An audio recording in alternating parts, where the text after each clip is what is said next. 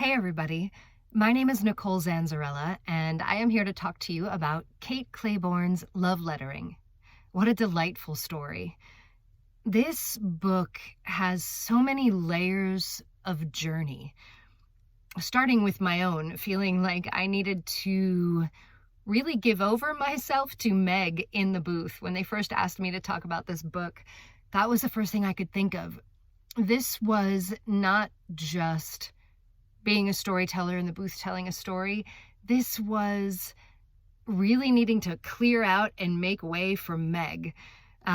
We walk through this journey and this story through her mind and through her train of thought and her inspirations and her discoveries and her wonderful, beautiful, messy, vulnerable expressions of life and love and trying to figure out who she wants to be and how she wants to do it. And that was a journey for me as the narrator. And then we have the journey between all of the characters in the book. There's friendships in the book.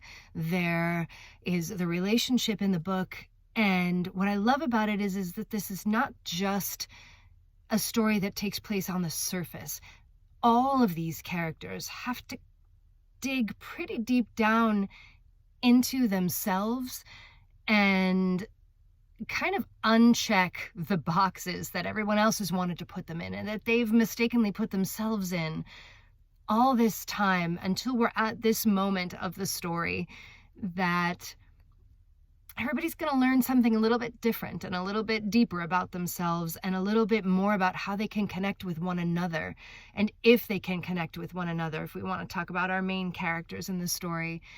And I just thought that was really beautiful and really important because that's the stuff of life, and we don't always get to see that in our stories, and it is very much a part of our journey in love lettering.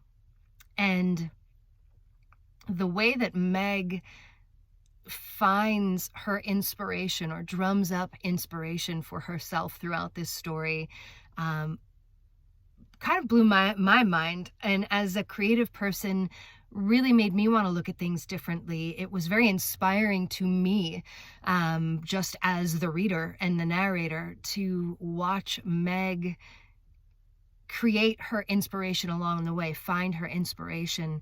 And it certainly rekindled my deep, deep love for Brooklyn and New York City, and I miss it very, very much. So it was wonderful to live this journey on those streets with them as well. Thank you so much for listening, and I hope that you enjoy Kate Clayborn's Love Lettering.